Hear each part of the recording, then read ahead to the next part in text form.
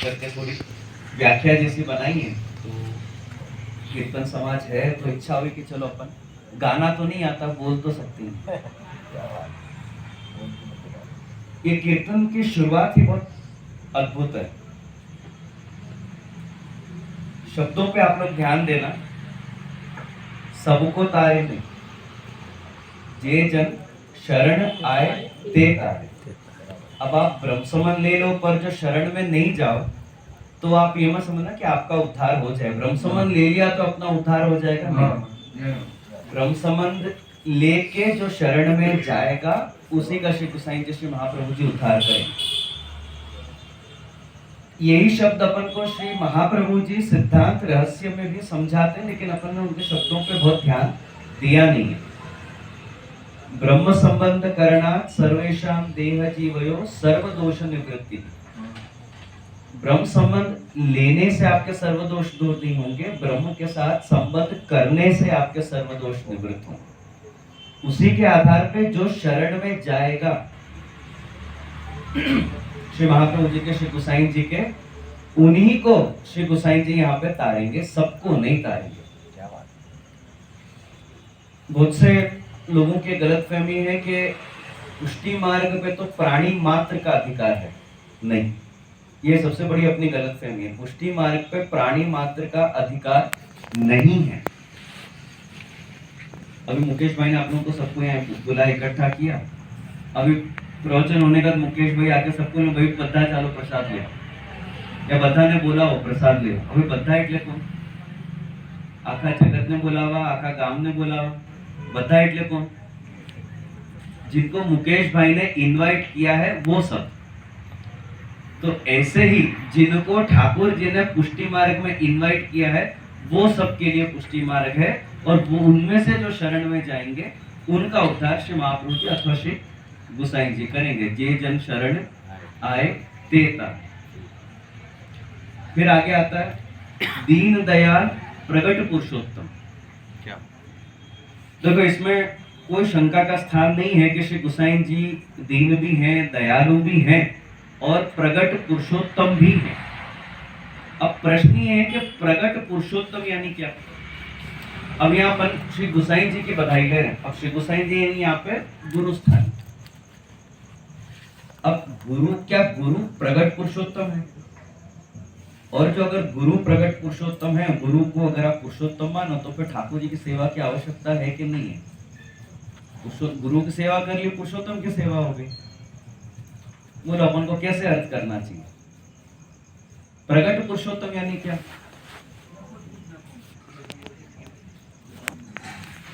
तो यहाँ प्रगट पुरुषोत्तम के दो अर्थ बने। एक तो भाई अगर गुरु ने किसी अपने भगवतीय जीवों पे या अपने किसी भक्तों को आदि दैविक आदि भौतिक नहीं आदि दैविक और अलौकिक अनुभव कराए हो तो वो प्रगट पुरुषोत्तम। लेकिन दूसरा अर्थ बनेगा जिनने घर घर में पुरुषोत्तम को प्रकट किए वो प्रगट पुरुषोत्तम। आप 252 वैष्णव की वार्ता देखो, नाथजी भट्ट की वार्ता। और नाथजी भट्ट की वार्ता में एक बार नाथजी भट्ट जी श्रीनाथ जी के दर्शन के लिए जाते तो सेवा में आदमियों की खेच रही होगी, तब भी थी, देखो आज भी है। आदमियों की खेच तब भी होती थी, आदमियों की खेच तो आज भी है सेवा। तो रामदास मुखिया जी ने नाथजी भट्ट को रोक लिया सेवा के लिए। तो नाथजी भट्ट वहां से पत्र लिखते हैं कि भाई मेरा मन जल कमल में अटका हुआ है, लेकिन मैं यहाँ कनक कमल में अटका हुआ। यानी मेरा मन तो श्री गोसाई जी की सेवा में है, पर फिलहाल मैं अभी श्रीनाथ जी की सेवा में हूं, पर मन तो मेरा गोसाई जी में ही है। अब जो मेरा कोई वैष्णव मेरे को ऐसा पत्र लिखे तो मैं तो फूल जाऊं। मूछ नहीं हो तो भी मैं तो अपनी मूछों को ताव दूंगा। पर श्री गोसाई जी जवाब लिखते, भाई जिस कनक कमल की सेवा में तू है या जिस जल कमल में तेरा मन अटका है, उनकी प्रसन्नता तो कनक कमल की सेवा में ही है। तो कहने का तात्पर्य है कि अगर जो गुरु को पुरुषोत्तम मान के अपने यहाँ पे सिद्धांत का निर्वाह करने का प्रकार होता, पुष्टि मार्ग का निर्वाह करने का प्रकार होता, तो ब्रह्म संबंध से पहले अपने आप में वल्लभ संबंध, विठ्ठल संबंध, या अगर मैं देता हूं तो वागदीश संबंध वाला प्रकार होता, लेकिन ऐसा कोई प्रकार अपने आप पे मौजूद नहीं है। केवल ब्रह्म संबंध का ही एक प्रकार अपने आप मौजूद है। इसलिए गुरु को अपन प्रगट पुरुषोत्तम जो कहते हैं, तो इस भाव से नहीं कि गुरु ही पुरुषोत्तम है, वो इस भाव से कि गुरु ने घर घर में पुरुषोत्तम को प्रकट किए। तो ऐसे श्री गुसाई जी दीन दयाल प्रगट पुरुषोत्तम।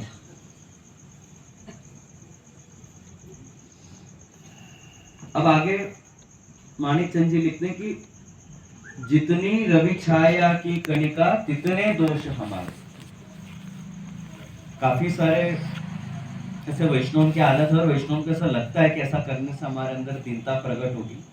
तो काफी सारे वैष्णव इस चक्कर में क्या करते हैं कि दिन भर खुद की बुराइयां ही करते रहते, हमें तो आवाज चाहिए, तो हमें तो फलाना चाहिए, ना तो हमें टिकना चाहिए। श्री महाप्रभु जी ने अपन को श्री कृष्ण शरणम मम की माला जपने की आज्ञा करी है, अपने दोषों की माला जपने की आज्ञा नहीं करी। सूरदास जी के पद में भी आप प्रसंग में भी आप देख लो, पुष्टि मार्ग में मैं कैसा हूं ये महत्व का नहीं, ठाकुर जी कैसे हैं ये महत्व का। दृष्टि खुद पे नहीं, दृष्टि ठाकुर जी पे रखो। अपन जैसे भी हैं ठाकुर जी के हैं। बुरो भलो तो तेरो श्री वल्लभ। श्री हरिराय जी भी एक जगह पे आज्ञा कर रहे कि दुष्ट तमोपि दया रहितोपि विधर्म विशेष कृति प्रतितोपि दुर्जन संग रतोपि अवरोपि। अंत में लिखते हैं, अंत में सब बात के ऊपर पोतना कर दिया कि कृष्ण तवास्मि नचास्मि परस्य। मैं दुष्ट नहीं दुष्टतम हूं। हरिराय जी खुद के लिए लिख रहे हैं। दुष्टतम यानी संस्कृत व्याकरण में तर और तम इनको प्रत्यय बोलते हैं। जब भी कुछ मात्रा में आपको अधिकता दिखानी हो तो तर और तम प्रत्यय का प्रयोग होता है। तो दुष्ट के साथ तम शब्द का प्रयोग करके हरिराय जी कह रहे हैं मैं खाली दुष्ट नहीं हूं, दुष्टतम हूं। अगर आप पूरे देश में अगर आप कोई कॉन्टेस्ट रखोगे ना कि भाई इस देश का सबसे दुष्ट कौन, तो हरिराय जी कह रहे हैं वो कॉन्टेस्ट मैं जीतूंगा, वो अवार्ड मेरे को मिलेगा, मैं इतना दुष्ट हूं। फिर लिखते हैं कि दया रहित हो भी 1% मेरे अंदर दया का छांटा नहीं है, मैं इतना निर्दय व्यक्ति हूं। फिर आगे लिखते हैं कि विधर्म विशेष कृति प्रतितोपि, मेरी कृति तो हमेशा और विशेष रूप से विधर्म करने में ही है, अच्छे कर्म करने में तो मेरी कोई रुचि है ही नहीं। जो धर्म विरुद्ध जितने कार्य हैं, जो नहीं करने के कार्य हैं, उन्हीं को करने में मेरी विशेष रुचि रहती है। दुर्जन संग रतोपि, अच्छे वैष्णव का तो संग मेरे को पसंद ही नहीं है। जो मेरे संग बैठ के दिन भर 84 252 वैष्णव वार्ता करे, कीर्तन वीर्तन करे, ऐसे वैष्णव मेरे को पसंद ही नहीं है। जो मेरे संग पिक्चरों की बातें करे, गाने बजाने की बातें करे और बाहर की प्रपंच करे, घर गृहस्थी की प्रपंच करे, मेरे को तो ऐसे ही लोग पसंद है। यहाँ पे फूलगर से भी बैठे हैं, पर फिर भी पुष्टि मार्ग की हवेलियों में एक विशेषता है फूलघर की। आपको अगर आपके जात समाज के आस पड़ोस के में क्या चल रहा है क्या नहीं चल रहा है आपको अगर जानना हो तो आप हमारी हवेलियों के फूलघर में आके बैठ जाए। जो समाचार आपको कोई ऑनलाइन में नहीं मिलेंगे, देश दुनिया की खबर, वो सारी खबर आपको हमारे यहाँ फूलघर में मिलेगी। ओ प्रभु, हरिराय जी कहते हैं मेरे को तो ऐसे लोगों का संग अच्छा लगता है कि जो बैठ के प्रपंच करे, गॉसिप करे, किसकी बहू क्या कर रही है, ना किसकी सास क्या कर रही है, किसके क्या चल रहा है, किसके क्या नहीं चल रहा है। दुर्जन संग रहो, मेरे को तो दुर्जनों का ही संग पसंद है। अवरोपी, मैं तो अत्यंत नीची कक्षा का हूँ। लेकिन अंत में श्री हरिराय जी क्या आज्ञा करते हैं कि कृष्ण तवास्मि नचास्मि परस्य, मैं जैसा भी हूं पर मैं हूं भगवान श्री कृष्ण का, मैं किसी और का नहीं हूं। अब प्रश्न ये है कि जो चीज भगवान श्री कृष्ण की है वो दुष्ट हो सकती है, वो दया रहित हो सकती है, विधर्म वाली हो सकती है, नीची कक्षा की हो सकती है। लेकिन अगर इन सब के बावजूद अगर ये है तो ये आए कहां से? तो ये जरूर ठाकुर जी की इच्छा से ही अपने अंदर ये दोष है। और जिस दिन ठाकुर जी को ये दोष दूर करने होंगे तो ठाकुर जी को 1 सेकंड का समय भी नहीं लगना है इनको दूर करने के लिए। इसलिए खुद के दोषों का चिंतन करने की जगह अपन अपने ठाकुर जी के गुणों का चिंतन करो। खुद के दोषों पे दृष्टि मत रखो, जिनकी वजह से है उनको करने दो, और जिनको जब दूर करने होंगे वो कर देंगे। आपके दोष दर्शन करने से कुछ होना भी नहीं है, आपके कोई प्रयत्न से आपके दोष कम होने भी नहीं। और दिन भर बैठ के अपने दोषों का चिंतन करो। उसके करते तो माणिक चंद जी ने यहाँ पे एक लाइन में बात खत्म कर दी कि जितनी रवि कणिका की छाया तितने दोष हमारे। लेकिन उनको टेंशन नहीं है इस बात का। क्यों? तुम्हारे चरण प्रताप तेज थे देव तच्छिन टाले। श्री गुसाई जी के चरणारविंद का आप आश्रय कर लो तो 1 सेकंड भी नहीं लगना है उन सभी दोषों को दूर करने के लिए। फिर आगे लिखना है, माला कंठ तिलक माथे धर शंख चक्र वपुधारे। लौकिक में अगर आप देखो तो किसी भी स्त्री के गले में अगर आपको मंगलसूत्र दिखे तो इससे अपन को मालूम पड़ जाता है कि भाई ये औरत सधवा है, विधवा नहीं। लेकिन लौकिक में बहुत बार अमुक संजोगवश ये मंगलसूत्र अपन को उतारना भी पड़ता है, क्योंकि भाई नश्वर दुनिया है। कोई भी यहाँ पे परमानेंट टिकट लेके आया नहीं है, सब भाड़े की जगह पे है। कब खाली करना पड़ जाए कोई भरोसा नहीं। लेकिन कंठी तो हमेशा नित्य अपन धारण करके ही रखते हैं। कंठी जैसी चीज कभी उतरती नहीं और अपने को उतारनी भी नहीं चाहिए। क्यों? क्योंकि उसका जो धनी है, उसका जो पति है वो शाश्वत है। और तिलक और कंठी ये तो अपने संप्रदाय के चिन्ह भी हैं और ये शुभ के भी चिन्ह हैं। जिस जीव ने ये धारण करके रखा है तो अपन को मालूम पड़ जाता है कि भाई ये कौन से संप्रदाय का है। तो तिलक और कंठी ये तो अपने संप्रदाय के चिन्ह, और इनको हर एक वैष्णव को, इनफैक्ट हर एक जीव को गर्व से इनको धारण करना ही चाहिए। यहां तक तो बात बराबर थी। अब आगे प्रश्न ये आता है कि भाई ये तो है गुरु की बधाई, श्री गुसाई जी की बधाई। अब श्री गुसाई जी की बधाई में कंठी की माला, तिलक वगैरह तो सब समझ आता है। ये शंख चक्र कहां से आता? केसर की धोती न केसर की ऊपर ना है, ये तो अपन को समझ आता है कि भाई श्री गुसाई जी के हिसाब से। अभी गुसाई जी की बधाई में शंख चक्र का क्या काम है? और किसी को कोई ख्याल में आ रहा है? गुरु की बधाई में शंख चक्र का क्या काम? ठाकुर जी की बधाई हो तो बात बराबर। गुरु की बधाई में शंख का क्या काम? तो शंख विजय का सूचक है। अब यहां किस बात की विजय? भक्त की भगवान पर विजय का सूचक है। बड़े बड़े ऋषि मुनि जप करके, तप करके, ध्यान करके भी जिस पुरुषोत्तम को प्राप्त नहीं कर सकते, ऐसे पुरुषोत्तम को भक्तों ने अपनी भक्ति से प्राप्त किया है। ये उनकी विजय का सूचक है शंख। ध्यान धर के भी जिनको अपन प्राप्त नहीं कर सकते, उनको केवल स्नेह से अपन ने यहाँ बांध लिया है। ये भक्त की भगवान पर विजय का ये सूचक है। फिर आता चक्र। अब गुसाई जी की बधाई में चक्र का क्या काम? गुसाई जी चक्रधारी थे, तो चक्र का क्या काम यहाँ पे? तो ये अपन को समझाते हैं कि पुष्टि भक्तों के जीवन में आते प्रतिबंधों को दूर करने वाला ये चक्र है। श्री गुसाई जी के चरण कमल, श्री गुसाई जी खुद, उनका प्रताप ऐसा है कि अगर जो आप उनका आश्रय कर लो तो अपने पुष्टि जीवन में, लौकिक में नहीं, पुष्टि जीवन में आते जितने भी प्रतिबंध हैं उन प्रतिबंधों को दूर करने वाला ये चक्र है। आपका अलौकिक जीवन साधने के लिए जितना लौकिक सिद्ध करने की जरूरत है वो तो प्रभु सिद्ध करके ही देंगे, उसमें कोई शंका नहीं। आप जो लौकिक सिद्ध करना चाहो वो लौकिक सिद्ध करके दें तो वो तो नहीं होगा। कितने वैष्णव पूछता, अभी थोड़े दिन पहले मैंने नवरत्न के ऊपर प्रवचन था श्री गुसाई जी के उत्सव पर। वैष्णव का सबसे पहला प्रश्न होता है कि जैसे नवग्रह की बाधा दूर करने के लिए नवरत्न के किससे पाठ करें। बोला आप नवग्रह की बाधा दूर करने के लिए नवरत्न के पाठ करो तो प्रभु कृपा करके दूर भी करेंगे। लेकिन ये कैसा है मालूम है, मच्छर मारने के लिए मशीन गन का उपयोग करना।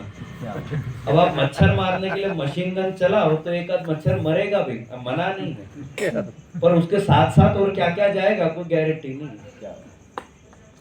तो ठीक ऐसे ही अपना पुष्टि जीवन सिद्ध करने के लिए जितने प्रतिबंधों को दूर करना आवश्यक है, चाहे वो लौकिक से हो चाहे वैदिक से हो, उनको तो श्री गुसाई जी अवश्यमेव दूर करके आपका भक्ति मार्गीय जीवन सिद्ध करके देंगे।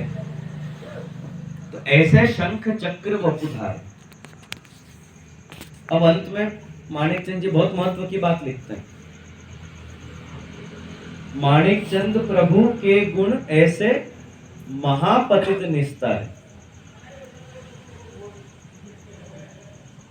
आज के समय पे आधुनिक जो पुष्टि समय अभी चल रहा है, इसमें अगर आप देखो तो पूर्वजों के उद्धार के लिए अपन सबसे पहले क्या करते हैं, भागवत सप्ताह का आयोजन अपन करते हैं।